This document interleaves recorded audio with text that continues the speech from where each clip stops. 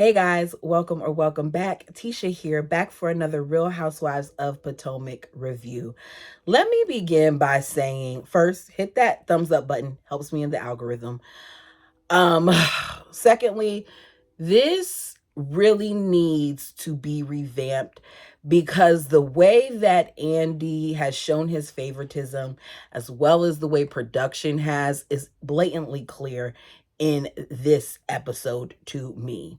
The issue with Bravo and the production teams is that they don't know when to hold the right people accountable.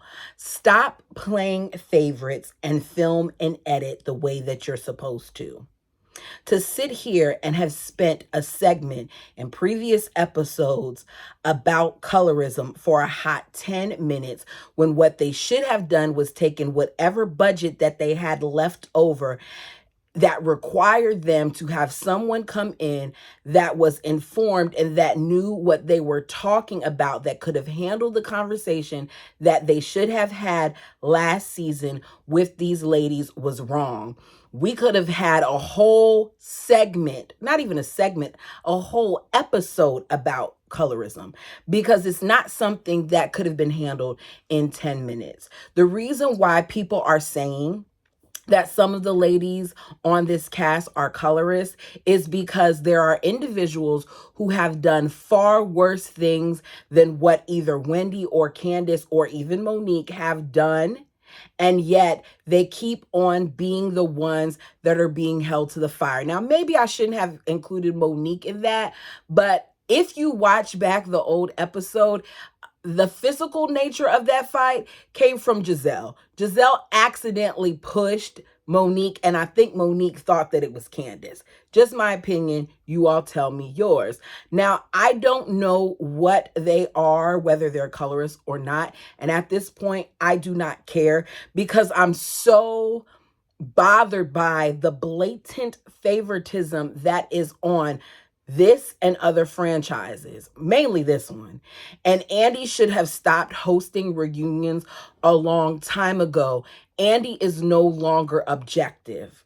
I feel like this cast continues to blatantly show their hypocrisy whenever it comes to anything involving Wendy and Candace. But let's begin the recap. We pick up with the discussion about whether or not Jeremiah is Gordon's. Mia says there was some overlap, but she did the IUI to conceive Jeremiah. So she doesn't know why Ink would think that this baby was his. Mia liked the idea of Ink feeling like this baby was his. She could have easily fixed the situation by just getting a test done so that there could be no talk about it and it didn't have to be something that was publicized. There's one thing that Karen says that I agree with completely, and it's that children are off limits and that this baby will end up watching this. Let's change the subject. And I was clapping. I was like, okay, good job, Karen. Good job. Because at some point, it needs to be about more than TV. Y'all don't show us most of your reality anyway, so don't show us this.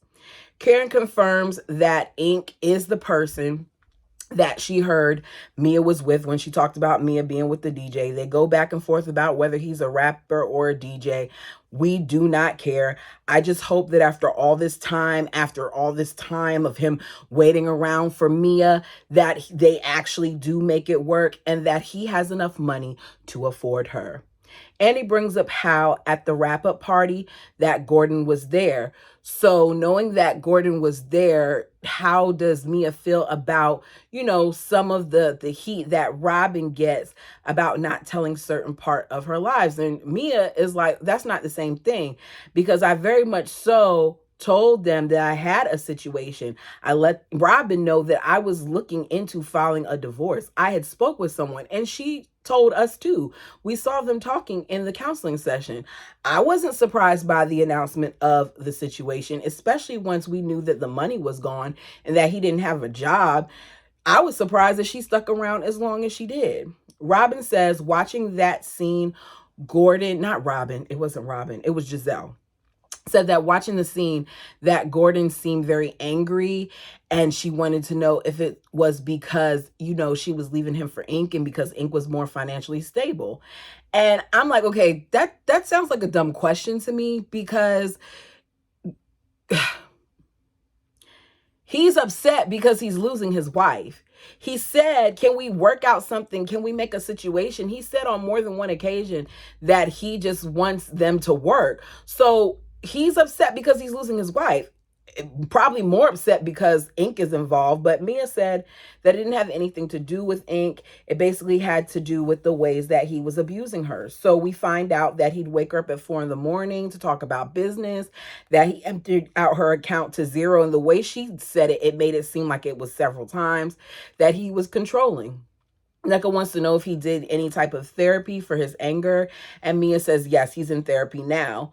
With Gordon being up there in age, I'll have to be honest, I don't really feel like therapy is going to do much for him, because he's very much so ingrained in operating the way that he operates. Not saying it can't help to a certain extent, but he's really going to have to work on that.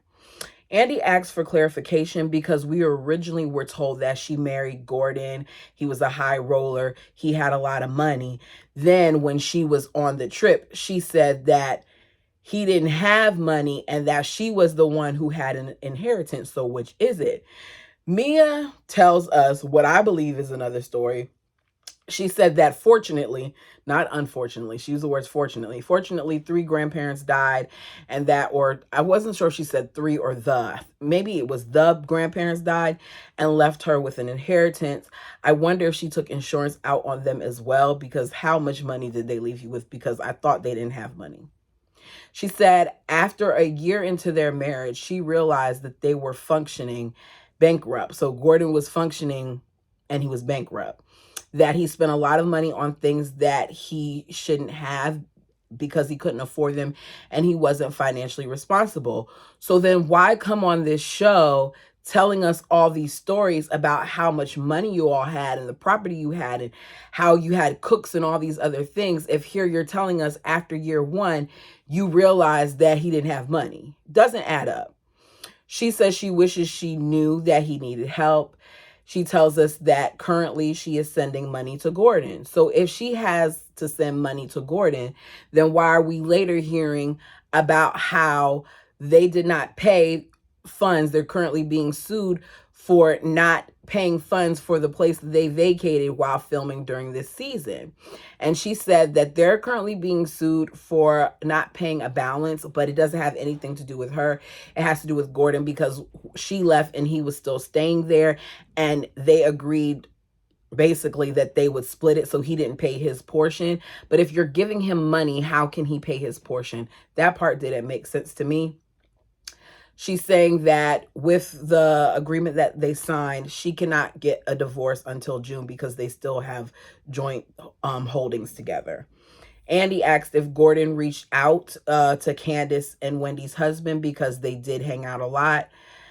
Mia said that they chuckle and they're like, no.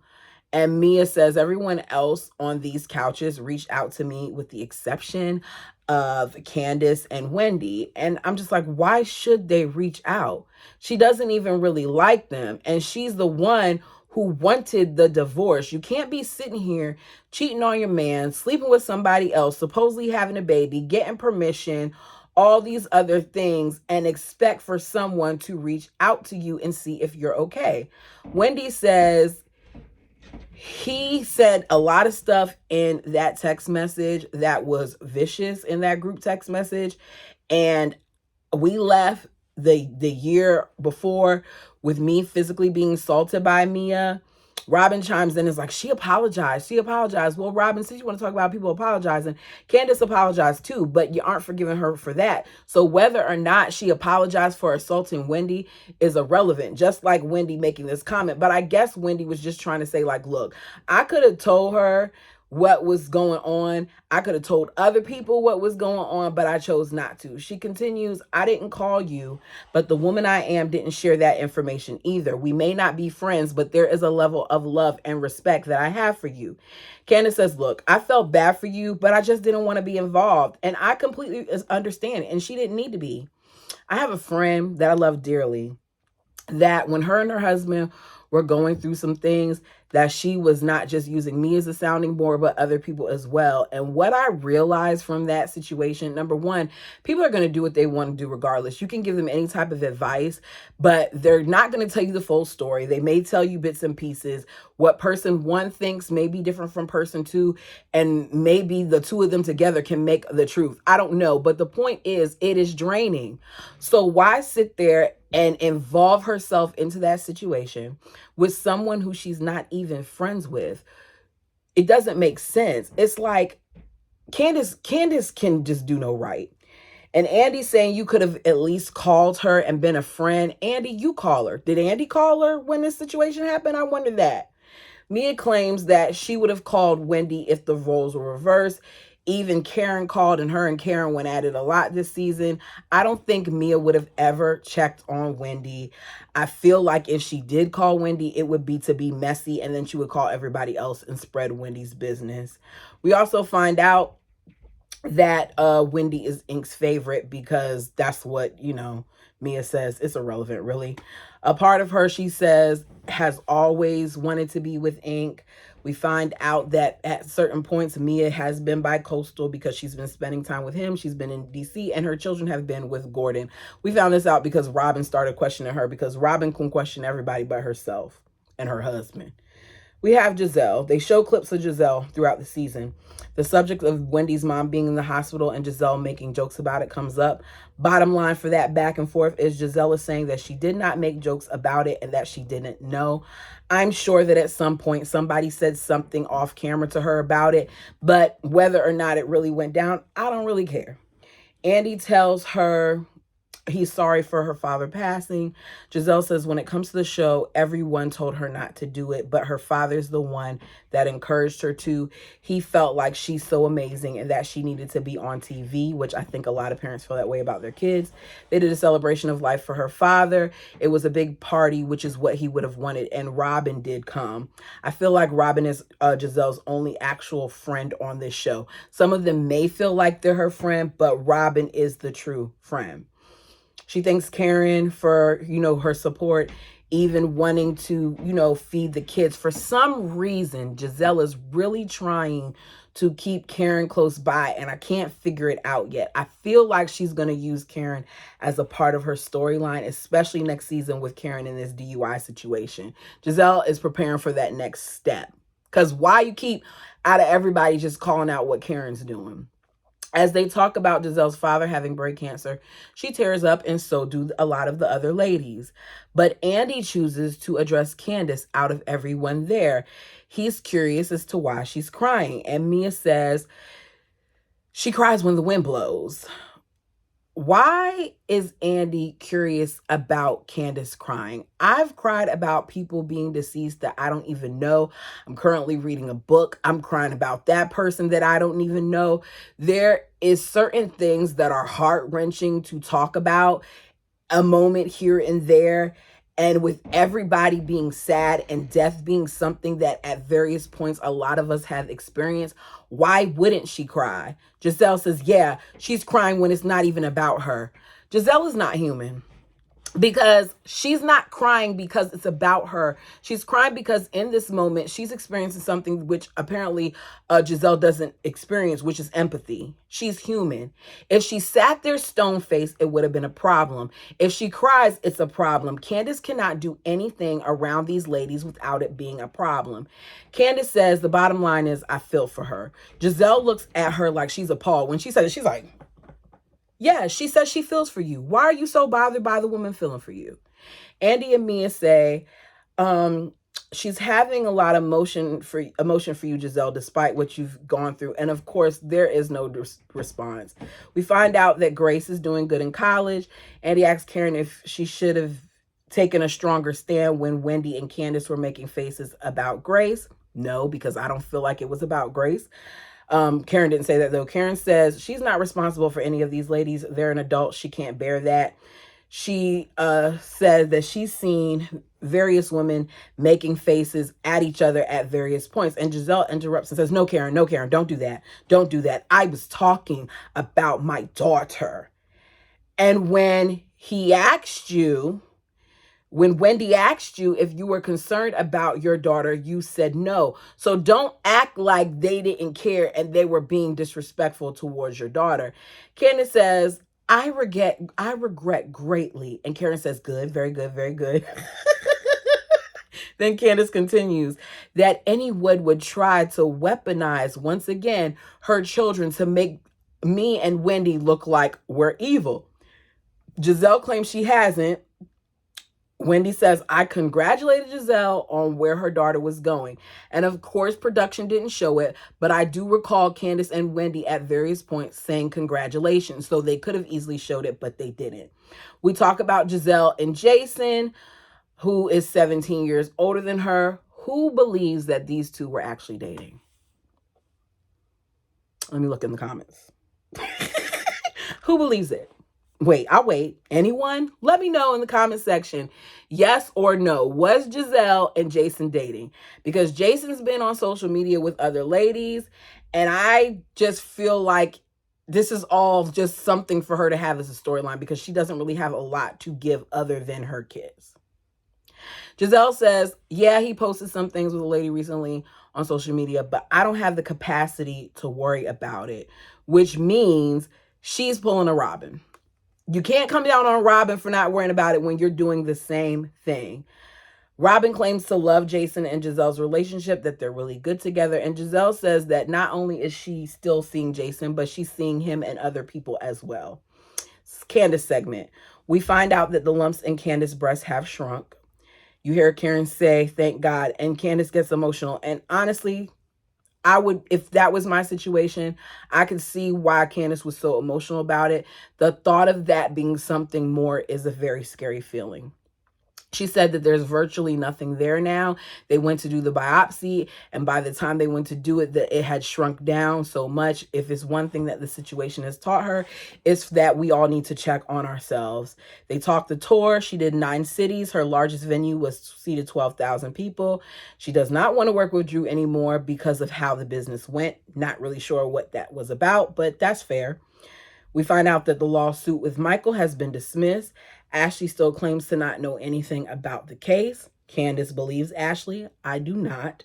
The subject of her and Robin come up again. And I wrote in all caps with a whole bunch of whys. Why? Why? Giselle claims that nobody supported her, Candace, more than the stuff went down in season 5 other than her. And I said she may have supported her, but it was for certain reasons. Candace says, look, it was actually Robin that supported me the most. She even called me every day. And Giselle's still sitting there as she's saying her truth. She's saying no, no, no. Candace says, look, bottom line is, I feel like, yes, Giselle's supported me, but I do not feel like it was genuine. I feel like it was more because of her disdain for Monique. And it was. Robin felt like Candace making certain comments on Twitter became a critical situation for her job. Candace decides she's going to break down the timeline. So they shot the reunion on January 19th. Then on January 23rd, Robin posted something. Her hair was in the message. After the reunion, she messaged her because she still had that long hair. And she says something about long hair. Robin sends a passive-aggressive text message, and she says, it probably makes me look more white adjacent, which I can't imagine is a good thing. That comment alone could have been scrutinized from Robin, because that doesn't just come across as a colorist statement, but that comes across as a racial statement. But I'm going to leave that alone, because for you to say, oh, because I have long hair, I'm more white adjacent, what do you think that is? Look, white people wear weave, black people wear weave, everybody wears weave.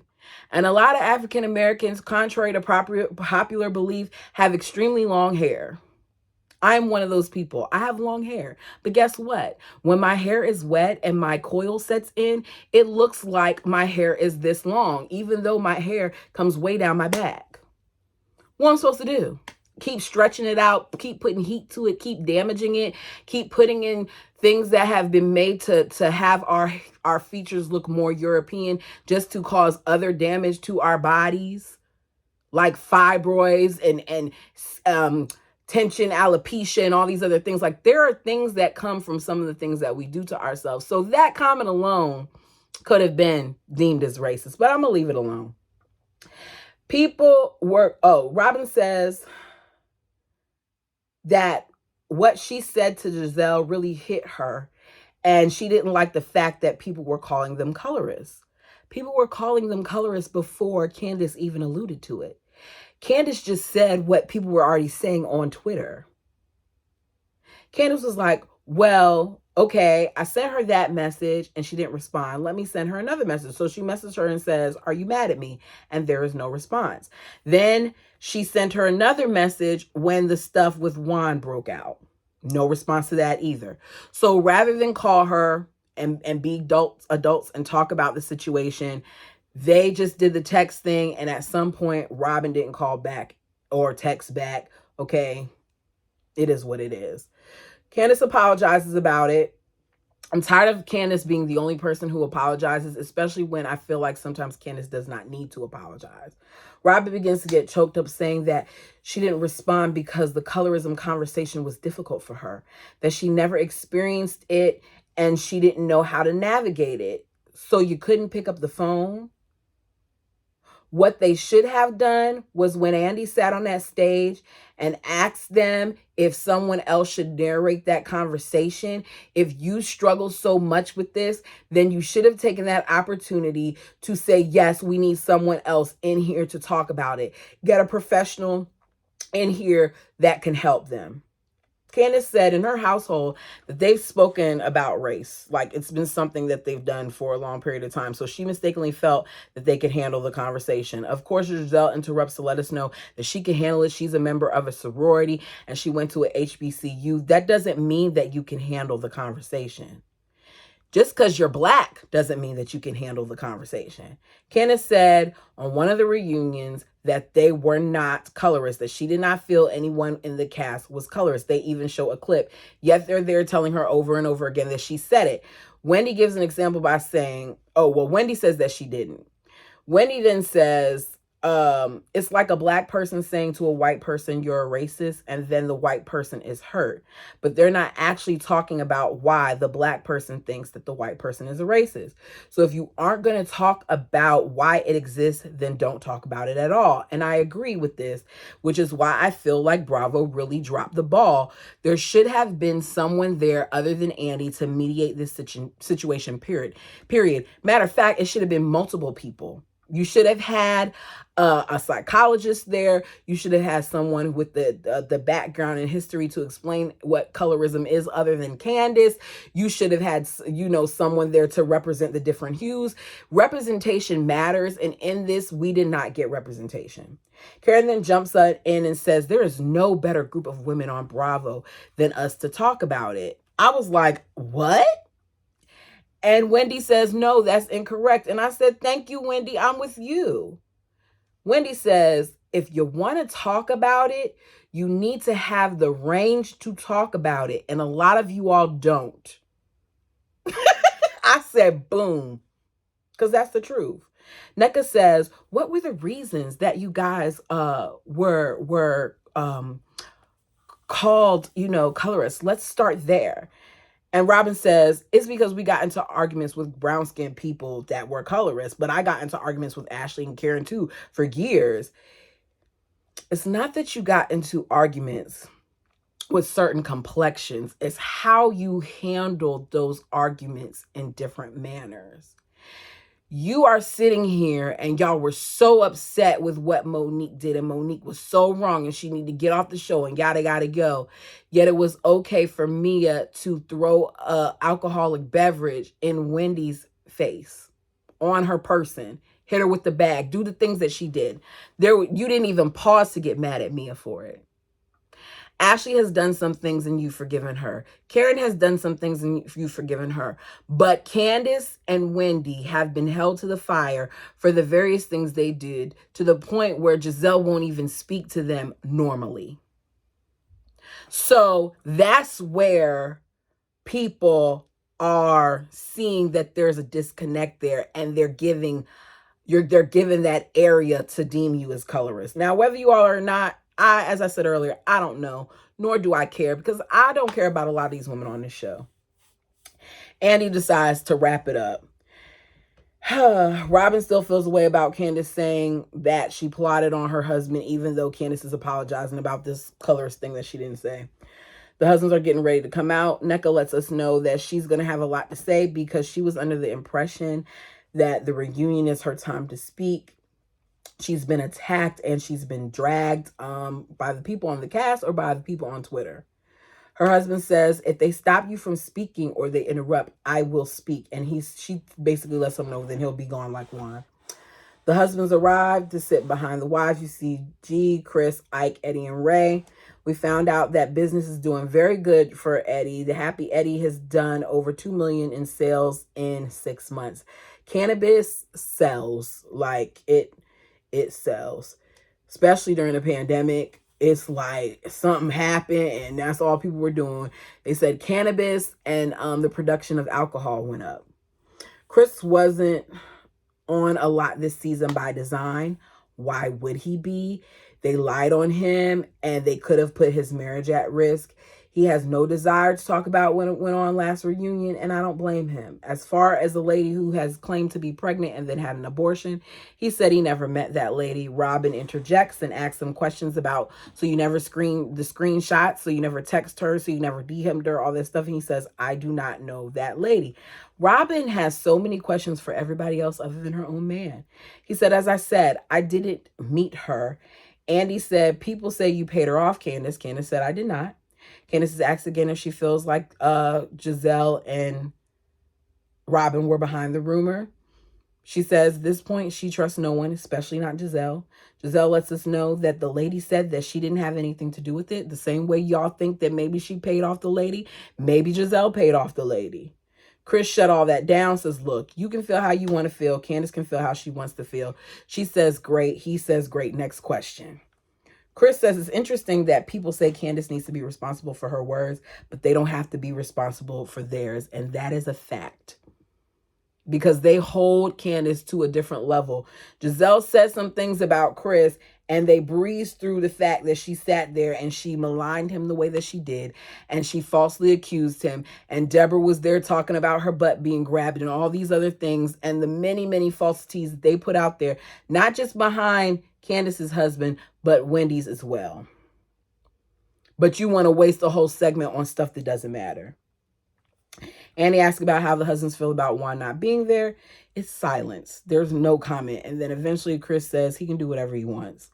G just says, I don't want to talk about anybody else. All I know is I'm here to support my wife or my ex-wife. And he starts to tell us that he has something to tell us, and they cut the episode, which of course that's what they did. You all, let me know down below what you think of this episode. Until next time.